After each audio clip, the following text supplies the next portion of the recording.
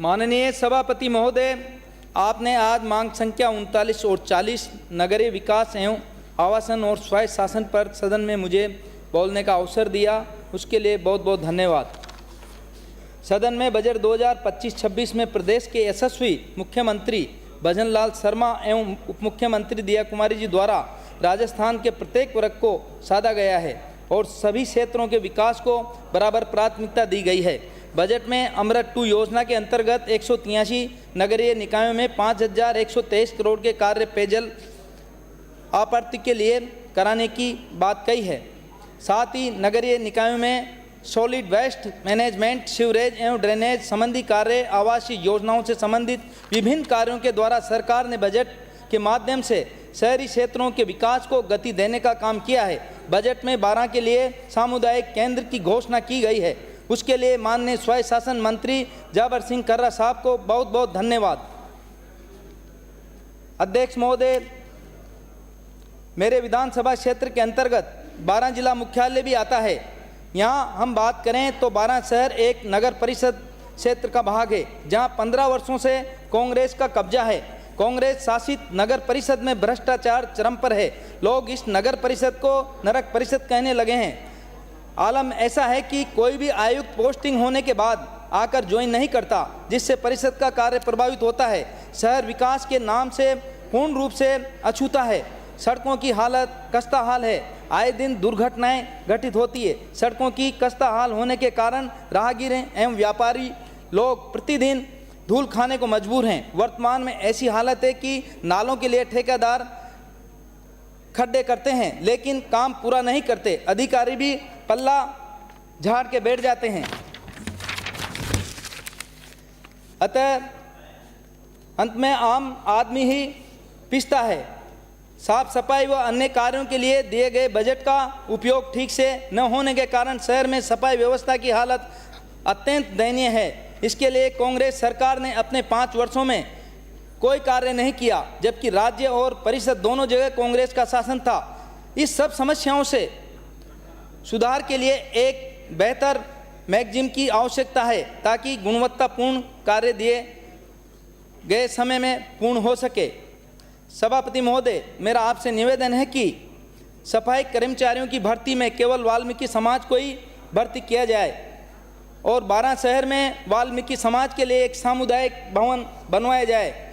माननीय अध्यक्ष महोदय, 12 के तेल फैक्ट्री में पिछले 5 वर्षों से आरओबी का कार्य पेंडिंग है और इसके ठेकेदार को बार बार बदले जाने और बजट के अभाव में इसका कार्य पूर्ण नहीं हो पाया है। लगभग 50,000 से ज़्यादा की आबादी इससे प्रभावित है और मुझसे शिकायत करती रहती है। इसके लिए माननीय मंत्री महोदय ने बजट भी उपलब्ध कराया था और साथ ही प्रभारी सचिव ने भी कार्य आगे बढ़ाने का आश्वासन दिया था, लेकिन इसका ठेकेदार कार्य को बार बार बीच में छोड़ देता है और अधिकारियों के समझाने के बाद भी कार्य शुरू नहीं करता। अध्यक्ष महोदय, वर्तमान में इस आरओबी का लगभग 9 करोड़ 90 लाख का कार्य पेंडिंग है। ये इसकी कार्यकारी एजेंसी RSRDC को लोन के रूप में रूट सिक्कों से प्राप्त करना है। मेरा सरकार से अनुरोध है कि यह लोन रूट सिक्कों से दिलाया जाए ताकि कार्य जल्द से जल्द पूरा हो सके। साथ ही मेरा अनुरोध है कि ऐसे ठेकेदार जो कार्य को अधूरा छोड़ देते हैं, उनके खिलाफ एक्शन लिया जाए। माननीय सभापति महोदय, कई बार हम देखते हैं कि सड़क बनने के बाद कभी पानी की लाइन के लिए तो कभी सीवरेज की लिए सड़कों को खोद दिया जाता है और पुनः उस गुणवत्ता वाली सड़क का निर्माण नहीं हो पाता। कई बार तो ठेकेदार कार्यों को बीच में ही छोड़ देते हैं। इसके लिए आवश्यक है कि सभी विभागों का आपस में समन्वय हो। जिला कलेक्टर इसकी निगरानी करे ताकि सड़क बनने के पूर्व में ही सीवरेज और बाकी सभी कार्य पूर्ण किए जाएं। इसके साथ ही बीच में काम छोड़ने वाले ठेकेदारों को ब्लैक लिस्ट किया जाए ताकि सरकारी काम बीच में अटके ना रहे। माननीय सभापति महोदय, 12 शहर में ड्रेनेज सिस्टम प्रॉपरली ठीक नहीं होने के कारण शहर बरसात के दिनों में जलमग्न हो जाता है। दुकानों में पानी चले जाने के कारण दुकानदारों को आर्थिक नुकसान उठाना पड़ता है। सुनियोजित तरीके से नालों की सफाई, मरम्मत तथा निर्माण कार्य कराया जाना अति आवश्यक है। शहरी गलियों में नालियों का गंदा पानी निकास नहीं होने से गंदा पानी सड़कों पर भरा रहता है। जो कि आने जाने वाले लोगों के लिए परेशानी का कारण बनता है। साथ ही नालों की सफाई कार्य भी नहीं होने के कारण नालों से गंदगी का वातावरण बना रहता है, जो नगर निकाय कार्य ठीक से नहीं कर पाती। उसके जिम्मेदार पदों पर बैठे अधिकारियों को दंड दिया जाना भी जरूरी है।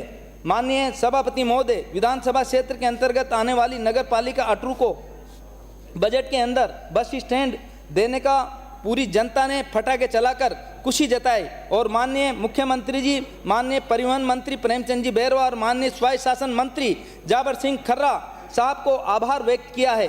अटरू 2020-21 में नगर पालिका बना और तब से पिछली सरकार ने इसको कोई बजट नहीं मुहैया कराया और वर्तमान में ये राजीव गांधी सेवा केंद्र में संचालित है। इसके भवन के लिए बजट की अपेक्षा है। साथ ही पर्यटन स्थल बुद्ध सागर तालाब, जो अपनी अमिट छाप रखता है, को विकसित करने क्षेत्र में मुक्तिधाम नहीं होने की स्थिति में लोगों को बरसात के दिनों में अनेक परेशानियों का सामना करना पड़ता है। इसके लिए मुक्तिधाम का निर्माण करवाने और आम जनता रास्ते में शादी समारोह कर सके, इसके लिए सामुदायिक केंद्र के निर्माण के लिए सरकार से अनुरोध करता हूं। बजट के माध्यम से 5000 से अधिक आबादी वाले कस्बों में अटल प्रगति पथ और नॉन पैचेबल सड़कों के लिए विधानसभा को 10 करोड़ की सुविधा देने से इस क्षेत्र की सड़कों के निर्माण से जनता को राहत मिलेगी। आदरणीय मुख्यमंत्री जी और पीडब्ल्यूडी मंत्री का इसके लिए हार्दिक आभार। माननीय अध्यक्ष महोदय, हमारे यशस्वी प्रधानमंत्री जी ने देश को स्वच्छ भारत मिशन, प्रधानमंत्री Awas Yojana, smart cities mission, अमृत योजना जैसी कई ऐसी योजनाएं दी जिससे नगरीय विकास को अद्भुत गति मिली। माननीय मुख्यमंत्री जी ने सरकार बनने के साथ ही नगरीय शहरों के विकास के लिए लगातार प्रयास किया है। माननीय मुख्यमंत्री जी और माननीय स्वायत्त शासन मंत्री जी को बजट के माध्यम से राजस्थान के विकास को गति देने के लिए धन्यवाद देता हूं। मैं नगरीय विकास और स्वायत्त शासन मंत्रालय की मांगों और अनुदानों का समर्थन करता हूं और सरकार से आशा करता हूं कि हमारे क्षेत्र की जरूरतों को भी इस तरह से पूरा किया जाएगा। धन्यवाद सभापति महोदय, मुझे बोलने का मौका देने के लिए। जय हिंद, जय भारत, जय श्री राम।